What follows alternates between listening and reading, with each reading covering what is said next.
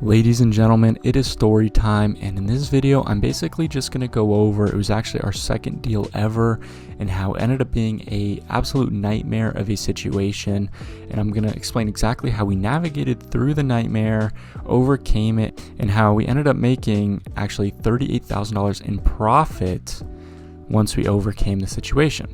Now, if that sounds interesting to you, make sure you stay till the very end because there's actually a lot of lessons that we learned from this, and a lot of these lessons we still apply to our business today. So with that being said, my name is Levi. I'm co-owner of MMC-Land, where we buy and sell vacant land parcels. We also help new land flippers get their first deal and help more experienced land flippers get more deals with better strategies. So just a little bit of backstory.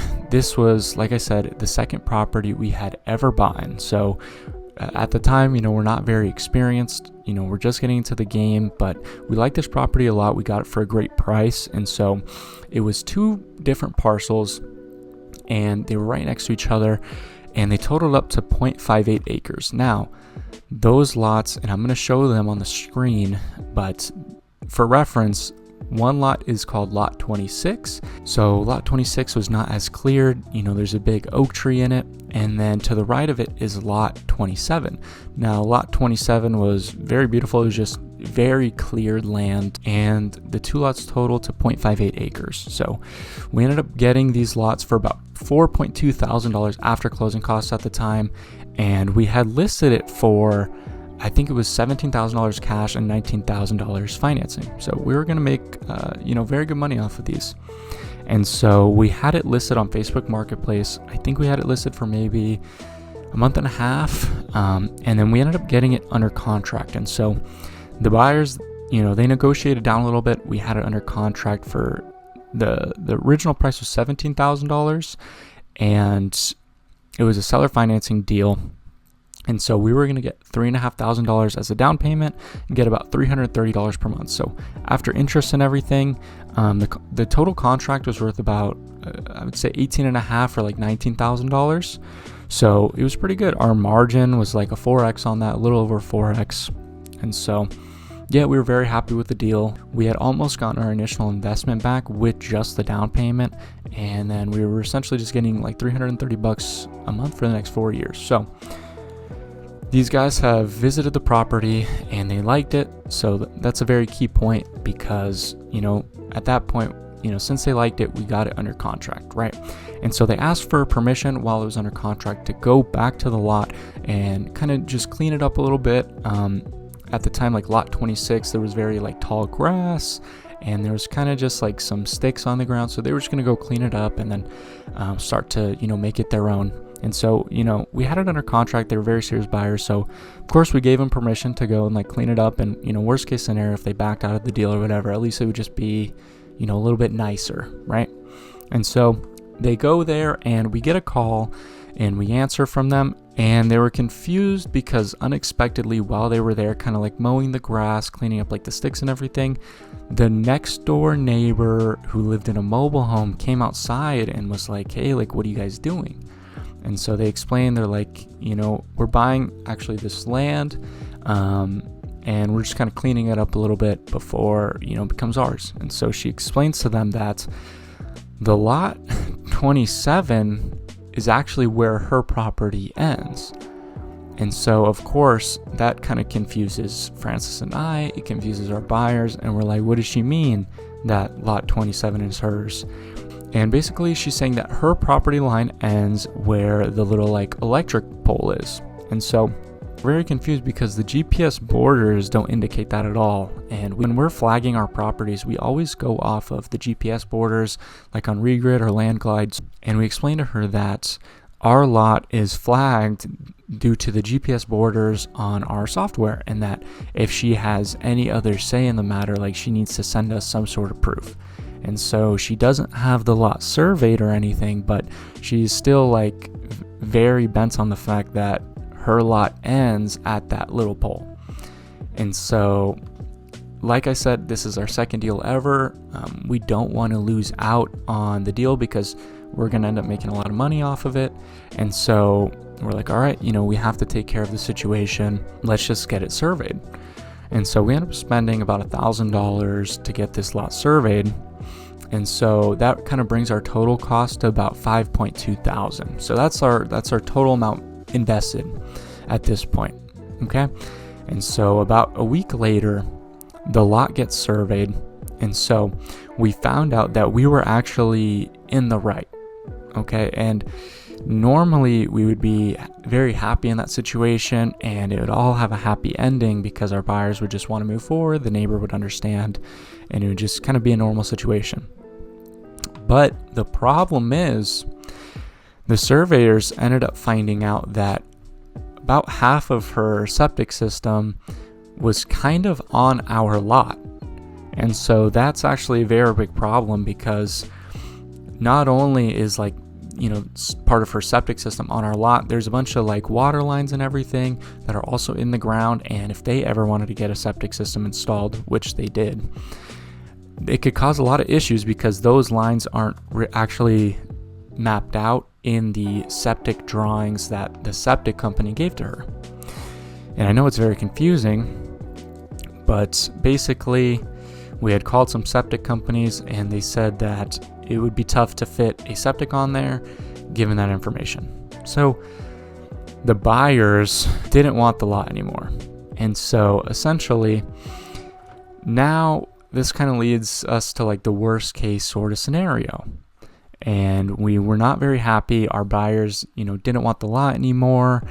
And, this is only our second property and we're already running into such a stupid issue like this because up to this point we did everything right. So we had found a good area.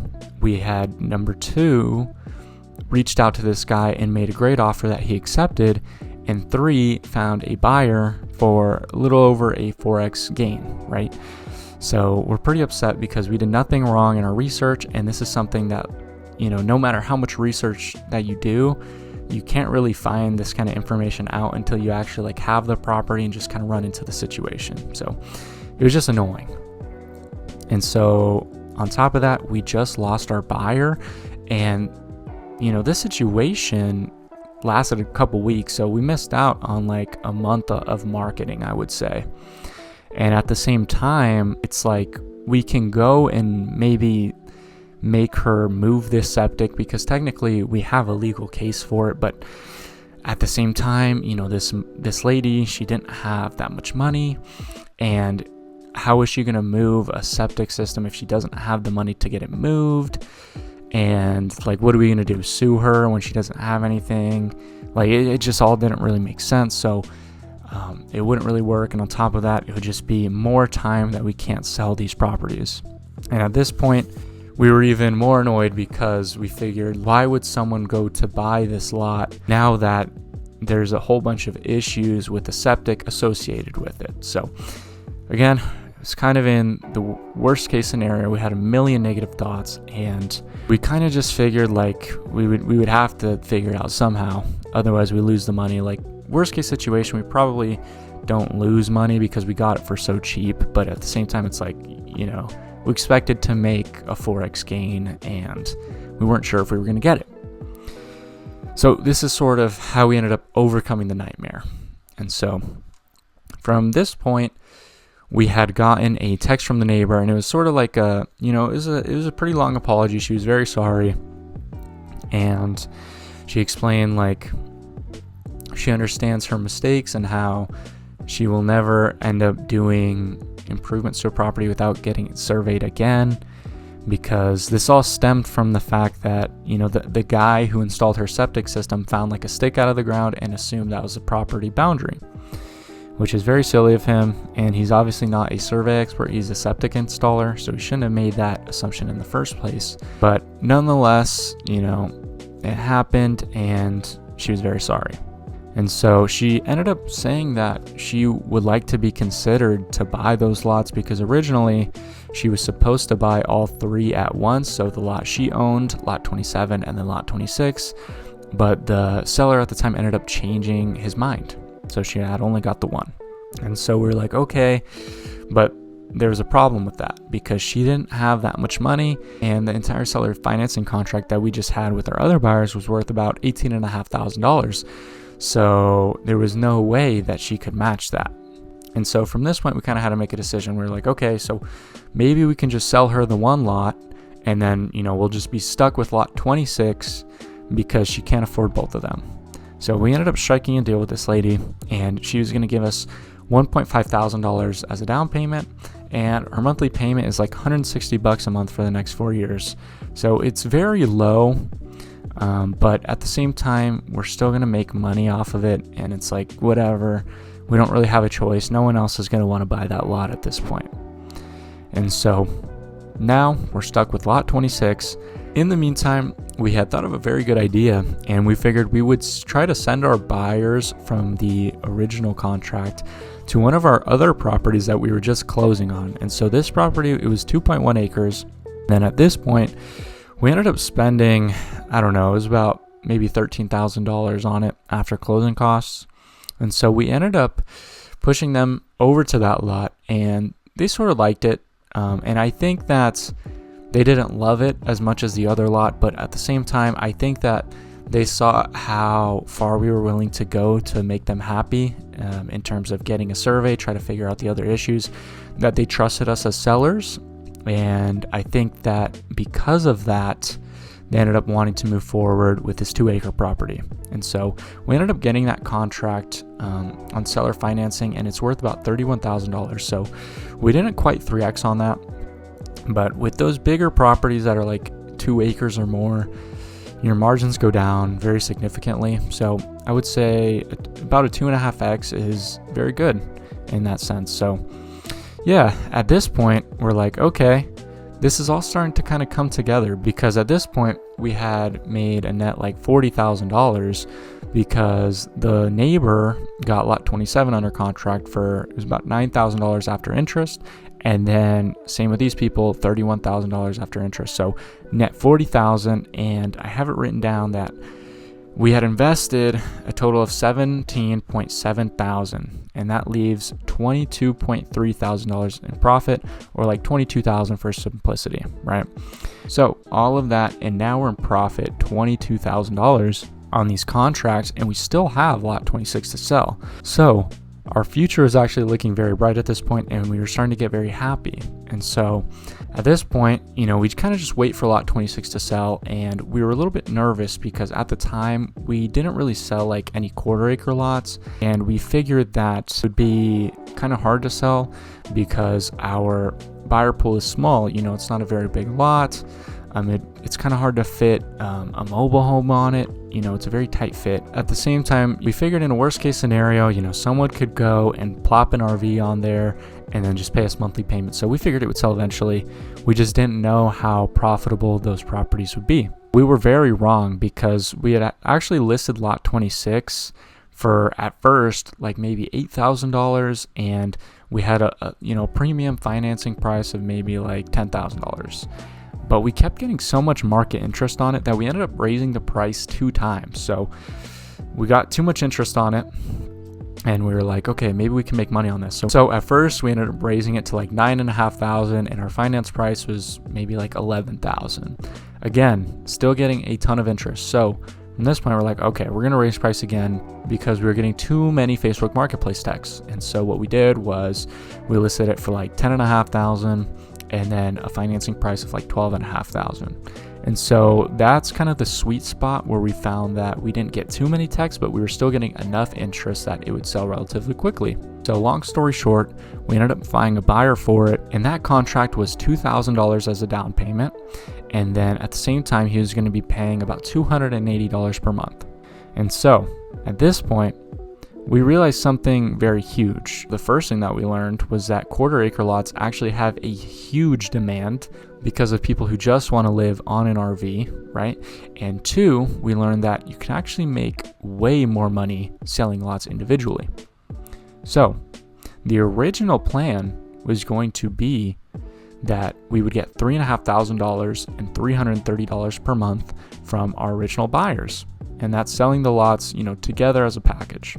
But what ended up happening is those 2 lots that we sold individually, those monthly payments add up to $440. which is $110 more than what the original contract would have been. And at the same time, combined, we ended up getting the down payment back. And so what's very interesting about that is that even though we sold lot 27 for a very cheap price to the neighbor, and we could have made way more off of it because it was actually the nicer lot, we ended up still making money. So keep that in mind, because if we had sold lot 27, which again is the nicer lot for its actual market value, I'm guessing, and I don't want to speculate, but I do honestly think that we probably could have gotten maybe $1,000 or $2,000 more on the total contract amount than lot 26. And lot 26's contract amount is about 15 grand. So it ended up being sort of the best case scenario, because not only did we end up making more money, but because we learned a lot of valuable lessons. And so to start, lesson number 1, nothing is the end of the world. And so at the time, we were not very happy because, like I said, it was our second land deal and we're already running into a very annoying problem. And we didn't know how we were going to, move forward through it. But alas, everything kind of came together and we ended up figuring everything out. So 2, building trust with buyers is very important. And I say that because these buyers saw that we were willing to move very far to sort of make them happy and try to keep the deal from falling through. So we try to handle the entire situation of making sure the neighbor actually knows the property boundaries, making sure that what we were advertising was correct. And they saw that we paid all this money on a survey, even though we could have just, went back to marketing to, the rest of Facebook. And they had seen that we were very trustworthy in doing that. So that made them want to go buy our 2-acre property. And even though it wasn't their favorite property in the world, I think that they trusted us. And because of that, they just wanted to move forward, because maybe subconsciously or something, they just trusted us and felt like they owed it to us. I don't know, but we did learn that lesson. Now, lesson number 3 is selling lots individually can be very profitable if done correctly. And the reason I say if done correctly is because we've learned that some lots you cannot sell individually. And the reason I say that is because not all land is created equal. And what I mean by this is, now that we've had a little bit more experience and we've actually tried selling lots individually, you run into the fact that sometimes certain lots have a really bad slope, or they might have like gullies in the property or random holes that make it very hard to build on. Just little stuff like that can lower the value of a property. So if you can get 2 lots together and both of the lots are very flat, you have a very good chance that you can actually sell them individually. And so we learned that you can make a lot of money if you sell them individually, because you have to think of it like this. In the case of owning something, that's a value in itself. And the reason that these lots sell more individually is because your price per acre goes up as the acreage goes higher. So with that being said, if you took the same lot and you kind of divided it into 2, you technically make more money. So the 4th lesson that we learned, 1/4 acre lots get a lot of traction. And that's because people are looking for something cheap that they can just pay monthly payments on to park their RV. And so this is very good for stacking reoccurring income, because you can do a lot of these seller financing deals where you get close to your down payment back, or in some cases even the full down payment of your original investment. And you can just get this monthly income coming in. And you can't really say this with, maybe 1/2 acre properties to like 5 acres, because those monthly payments can get very expensive and it lowers your buyer pool a lot. And lesson number 5 is that we could really do this full time.